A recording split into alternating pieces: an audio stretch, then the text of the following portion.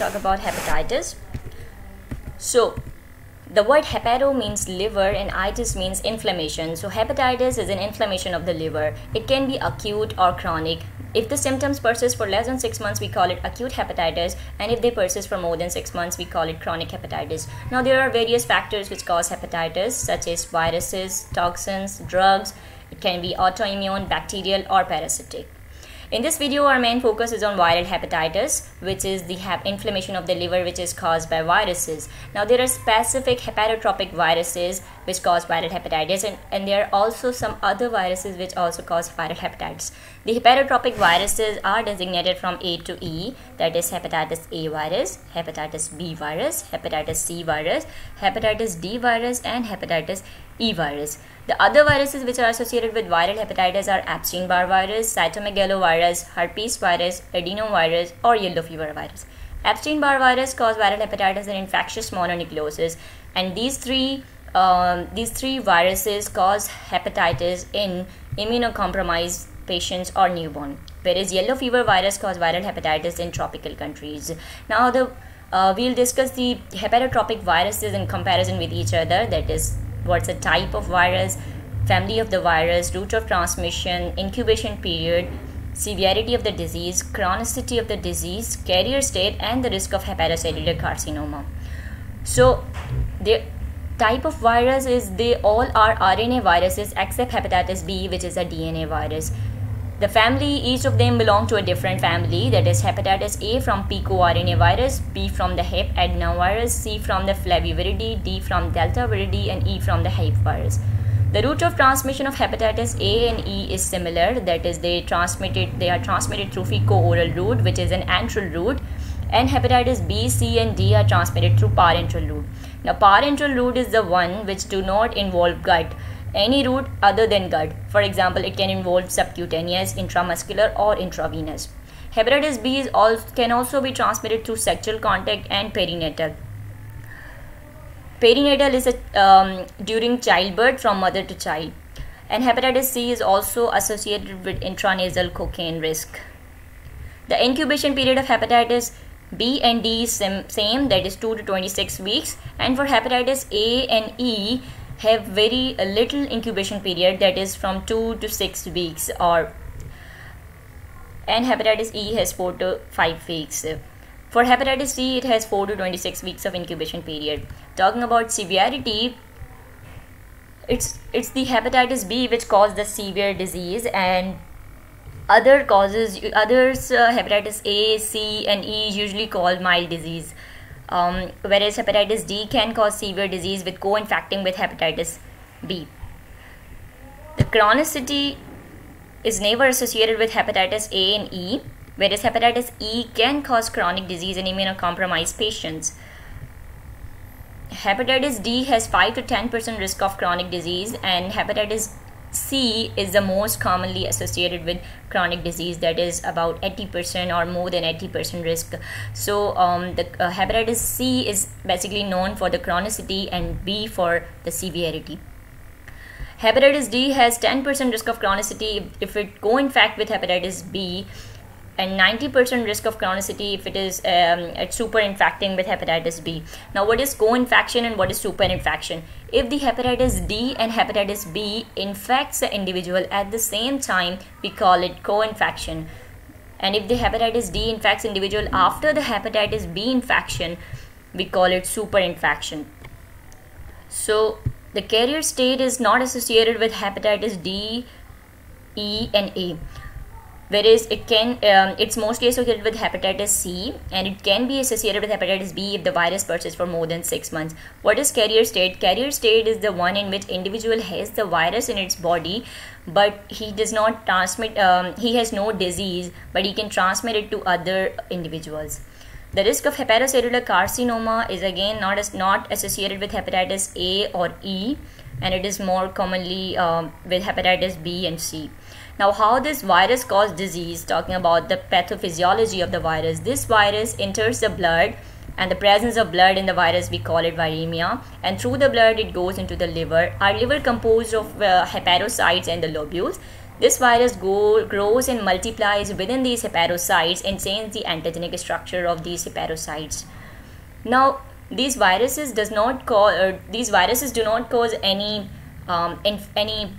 destruction of the liver themselves, but it's our immune system which causes the destruction. That is, our immune system recognizes these altered antigenic structures as the foreign, and they activate the CD8 positive T cells, which induce the cytotoxic killing of the hepatocytes by apoptosis and necrosis, which eventually leads to the liver cell damage. Now, this is fine with hepatitis A and E because these are the acute viruses and they are very soon cleared from the body.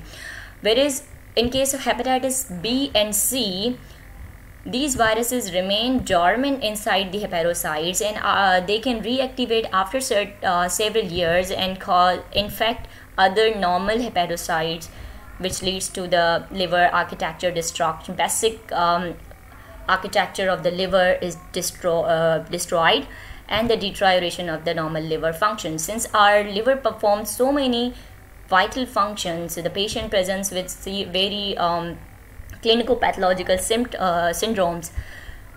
Now, there are usually 4 clinico-pathological syndromes of viral hepatitis. That is acute asymptomatic infection with recovery. Number 2, acute symptomatic infection with recovery, chronic hepatitis with or without progression to cirrhosis, or acute liver failure with massive to submassive hepatic necrosis. Now, in first syndrome, that is acute asymptomatic infection with recovery, a patient is absolutely fine. He has no disease, he has no symptoms, and eventually he recovers from the viral hepatitis. And this is only incidentally diagnosed by serology, that is increase in serum transaminases and the presence of viral antibodies. In the second syndrome, which is acute symptomatic infection with recovery, regardless of the virus, the disease proceed into 4 phases, that is incubation period, prodromal stage, ecteric stage, and the convalescence. Now we will discuss each of these stages in detail. The incubation period is the period between the entry of virus to the initial symptoms, and it varies with the type of virus that I have already told you in the table that we discussed the comparison of different viruses. In the prodromal stage, the symptoms are not due to the liver damage but due to the viremia, that is the presence of virus in the blood. Due to the presence of virus in the blood, our body releases certain substances like interleukin-1 and TNF, which induce the flu-like symptoms such as fever, headache, muscle and joint pain, anorexia, nausea, loss of appetite, and weight loss. In this phase, the infection is highly transmissible. Proceeding towards the third stage, that is ecteric stage, in this stage the symptoms are produced due to the liver damage. The damage to the ductules and to the hepatocytes occur. The damage to ductules results in the leakage of conjugated bilirubin, which leaks into the blood, and damage to the hepatocytes results in the inability of the liver to conjugate bilirubin. So there is more unconjugated bilirubin, and the unconjugated bilirubin also leaks in the blood. So the jaundice occurs due to both unconjugated as well as conjugated bilirubin in the liver, in the blood. Now, the conjugated bilirubin is soluble in water, and so it leaks into from the blood through the blood. It goes into the kidneys and excreted in the urine and causing the dark colored urine. The damage to hepatocytes cause inflammation of the liver, which leads to the hepatomegaly. And also this damage to the hepatocytes results in the release of serum transaminases, so there is increase in serum transaminase levels in blood.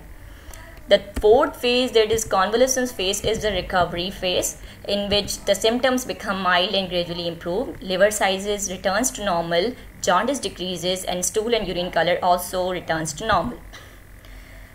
This recovery in case of hepatitis A and E occurs in 1 to 2 months, whereas in hepatitis B and C it takes little longer, that is 3 to 4 months. The third syndrome, that is chronic hepatitis with or without progression to cirrhosis.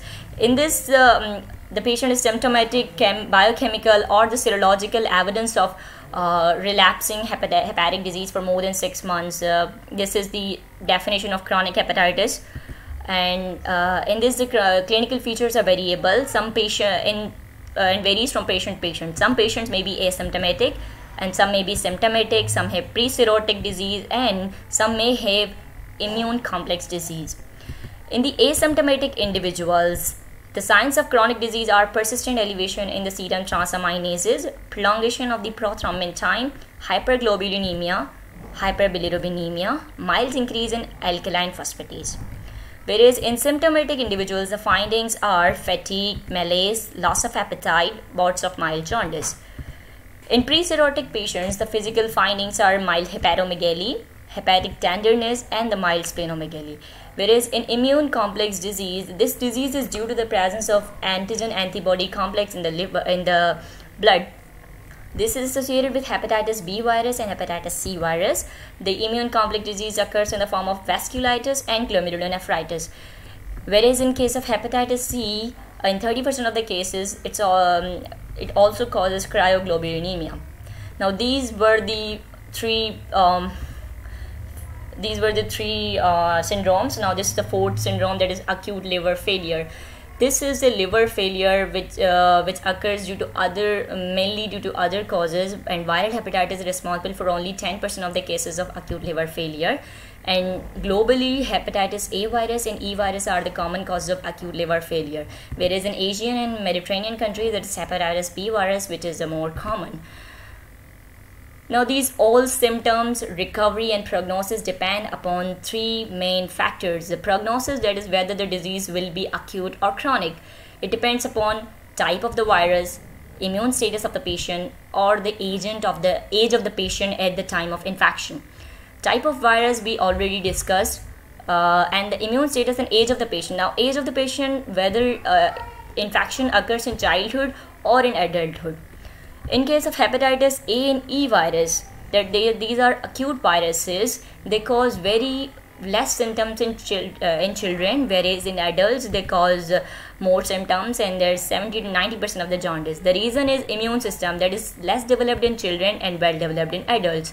So I told you that the destruction and the symptoms are not due to the virus but due to the immune system which destroys the hepatocytes. So in children, the immune system is less developed, so there will be less destruction of the hepatocytes and the less symptoms. Whereas in adults, because the immune system is well developed, our immune system tends to destroy more and more hepatocytes, so the more and more bilirubin will be leaked into the blood, and so the more jaundice. Whereas this is opposite in case of chronic viruses. So the chronicity is more in children and less in adults. The reason is the same, immune system. In children, because the immune system is less developed, these viruses are not easily cleared from the body, so they remain dormant inside the hepatocytes for a longer period, and there is more chance of chronicity. Whereas in adults, if they infect in the adulthood, the adults have the well developed immune system, so it very soon they are cleared from the body, so there's only 5 to 10% chance of chronicity. Thank you so much. This was all. In this video, we talked about the type of hepatic viruses, pathophysiology, clinico-pathological syndromes, and the prognostic factors. In the next video, we'll be discussing about diagnosis and the treatment of hepatitis, so don't forget to watch the next video. Thank you.